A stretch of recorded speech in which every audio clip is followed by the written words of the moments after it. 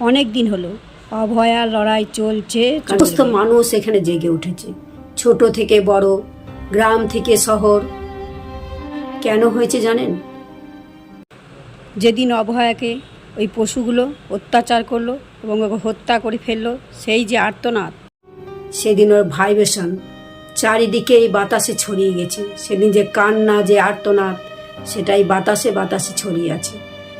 যে কোনো শব্দের একটা ভাইব্রেশন আছে। সেদিন সে এতটাই দুঃখ পেয়েছিল, এতটাই যন্ত্রণা পেয়েছিল, সেই জন্যে সে তার এই ভাইব্রেশনটা চারিদিকে, তাই সবাই জেগে উঠেছে। শিক্ষিত সমাজ বলে সব জেগে উঠেছে। যখন তোমাকে এই পশুরা যখন অত্যাচার করছিল, যখন সবাই যখন তোমাকে ঘিরে ধরেছিল, তুমি মৃত্যুর মুখে যখন ঢলে পড়ছো, তুমি বুঝতে পারছো যে আমি আর নাই, আমি এবারে শেষ হয়ে যাব, এদের কাছ থেকে বাঁচার আর কোনো পরিত্রাণ নাই, তখন তুমি একবার হা গোবিন্দ করে কেন দুহাত তুলে একবার ডাকলে না? নাহলে যে আমাদের শাস্ত্র ভুল হয়ে যাবে। যখন দ্রৌপদীর যখন বস্ত্রহরণ হচ্ছিল, সভাতে চারিদিকে সবাই বসেছিল, পঞ্চ পাণ্ডব বসছিল, বয়স্ক সবাই বসেছিল, কিন্তু সেই দেখে পরে দ্রৌপদী সবাইকে হচ্ছে কাতর আর্তনাতে সবারই কাছে বাঁচাও, আমাকে বাঁচাও, কিন্তু সেদিন কেউ বাঁচায়নি। যখন দ্রৌপদী বুঝেছিল যে না, আমার আর কেউ নাই, একমাত্র গোবিন্দই আমাকে রক্ষা করতে পারে, সেই দিন দুহাত তুলে চিৎকার করেছিল, হে গোবিন্দ আমাকে বাঁচাও। গোবিন্দ এক মুহূর্ত দেরি করেনি, ছুটে এসে বস্ত্র দিয়েছিল। তুমি কেন একবার দুহাত তুলে যখন দেখলে যে আমি আর বাঁচব না, তখন তুমি একবার কেন বললে না যে হে গোবিন্দ আমাকে বাঁচাও?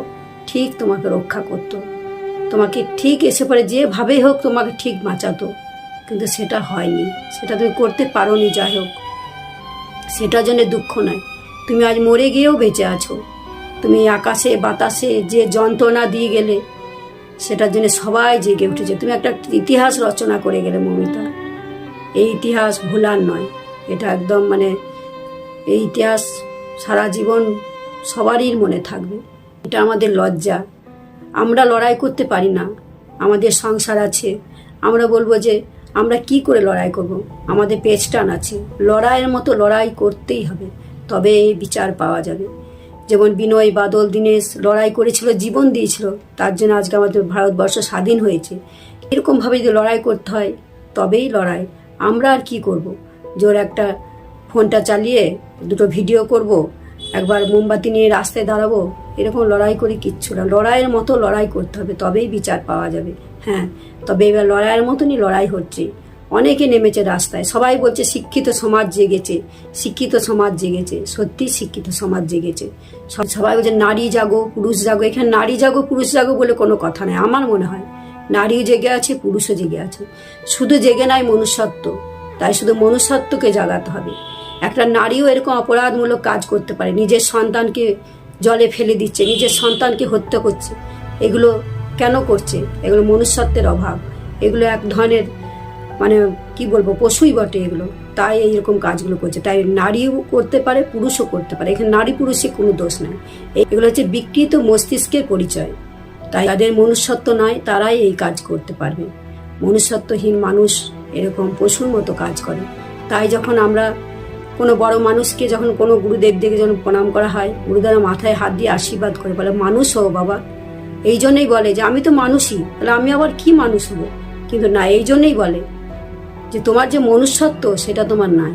শুধু রক্ত মাংস দেহ থাকলেই মানুষ হওয়া যায় না, মানুষের মনুষ্যত্বটা আগে, পরিচয়টা আগে দরকার। তো সেই মনুষ্যত্বের আমাদের বড়ই অভাব হয়ে পড়েছে। আজকে যদি প্রত্যেকটা মানুষকে যদি জিজ্ঞাসা করা হয় আপনি দীক্ষা নিয়েছেন, বলবে হ্যাঁ। 100%-এর মধ্যে 99% লোক বলবে হ্যাঁ আমরা দীক্ষিত।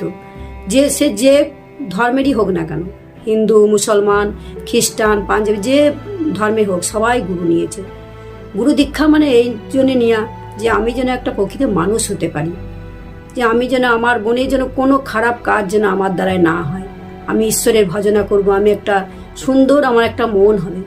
কিন্তু এত দীক্ষা নেওয়ার পরেও চারিদিকে দীক্ষিত। হয়তো যারা এই কাজটা করেছে তাদের বাড়ির লোকও দীক্ষিত, খোঁজ নিলে হয়তো দেখা যাবে, আমি জানি না। কিন্তু তাহলে কি দীক্ষা নিয়ে এগুলো কি হচ্ছে?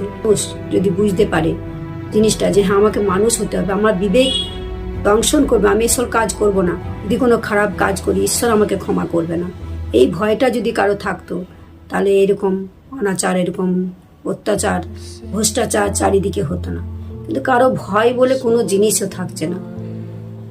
এমন একটা কি তৈরি করা যায় না, যেমন মানসিক হসপিটালের জন্যে যারা পাগল তাদের জন্য পাগলের চিকিৎসা আছে, সব কিছু চিকিৎসা আছে।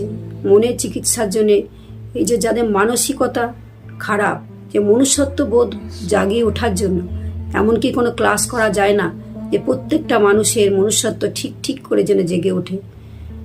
তাহলে এই মানুষ এরকমভাবে কাজ করবে না। আর যত এই নাবালক অত্যাচার, এগুলো কি শোনা যায় কানে? এগুলো দেখে কত খারাপ লাগে যে আমরা কোথায় বাস করছি, আমাদের কি অবস্থা। আপনারা লড়াই করুন, আমাদের মতো যারা মা বোন আছে, আপনাদের মনোবল বাড়ার জন্য আমরা সব সময়তেই আছি, আমরা থাকছি। মনোবল একটা হচ্ছে সব থেকে বড় জিনিস। এবার মন যদি ভেঙে যায় তাহলে কিন্তু কোনো কাজ সাকসেস হবে না। তাই মনোবল একটা বিশাল জিনিস। তাই আমরা আপনাদেরকে যারা লড়াই করছেন তাদেরকে আমরা সাহায্য করছি এবং ভগবানের কাছে প্রার্থনা করছি বারবার, তার জন্য সঠিক যেন বিচার পায়। এটাই আমাদের ভগবানের কাছে প্রার্থনা। তাই আজকে টিচার্স ডের দিনে আমি একটা কথাই বলতে চাই সমস্ত গুরুদের উদ্দেশ্যে, সব থেকে আগে শেখানো দরকার যে একটা প্রকৃত মানুষ কি করে তৈরি হবে। মনুষ্যত্বহীন মানুষ নয়, যার মধ্যে মানবিকতা থাকবে, দয়া মায়া থাকবে, সেরকম একটা মানুষ তৈরি করার শেখাতে হবে। আপনারাই পারবেন শেখাতে, কারণ আপনাদের কথা সবাই শোনে, যে গুরুদেব একটা কি কথা বলছে সেই দিকে সবাই তাকিয়ে থাকে। তাই এমন এমন শিক্ষা দেন তাদের যেন তোরে গিয়ে যেন কথাটা যেন লাগে যে হ্যাঁ গুরুদেব বলেছেন মানে এই কথাটা মানতে হবে। এরকম শিক্ষাটাই দরকার। প্রকৃত শিক্ষা দিলে পরে আমার মনে হয় যে সব ঠিক মানুষ হয়ে যাবে। ইন্দ্রিয় লোভ লালসা তো থাকবেই, ইন্দ্রিয়ের যা কাজ লালসা কাজ, লোভ লালসা তো কাজ করবেই। সেই ইন্দ্রিয়গুলোকে আমরা কিভাবে দমন করব, সেইটাই শিক্ষার দরকার। এবং এই নারী পুরুষ সবসময় লড়াই করে বেঁচে থাকতে কোনোদিন পারবে না। সেগুলো একটা বন্ধুত্বপূর্ণ এমন সুন্দর সম্পর্ক হবে, নারীকে দেখলে যেন কোনো কামনার চিন্তা যেন না আসে, নারীকে দেখলে যেন একটা মা বোন চিন্তা আসে, পর স্ত্রী পর নারীকে দেখলে যেন একটা শ্রদ্ধায় যেন মাথা নেমে আসে। সেকে মানুষ হওয়া আগে দরকার। কতটা মানুষ নিচে নামতে পারলে এরকম কাজ করে সেটা চিন্তা করলে ভাবা যায় না। যেন দু চোখের পাতা এক করতে পারছি না। যেও হয় মানুষকে এই পারে এরকম কাজ করতে পারে, এরকম অমানবিক কাজ। না, এটার বিচার চাই, যেমন করে হোক। কোনো পুরুষও খারাপ নয়, কোনো নারীও খারাপ নয়। এখানে খারাপ জিনিসের সঙ্গে আমাদের লড়াই, যেটা খারাপ সেটা সবসময় বর্জন করতে হবে। তাই আসুন আমরা সবাই মিলে একটা সুন্দর পরিবেশ তৈরি করি, যেখানে খারাপ কাজ বলে কিছু থাকবে না। হবে কি না আমি জানি না, সবই ভগবানের ইচ্ছা। ভগবান পারলে সবই করতে পারেন। এই ভিডিওতে শুধু আমি আমার মনের কথা বললাম। আর যারা রাস্তায় নেমে যারা লড়াই করছেন, ভগবান তাদের উপর যেন আশীর্বাদ বর্ষিত করেন।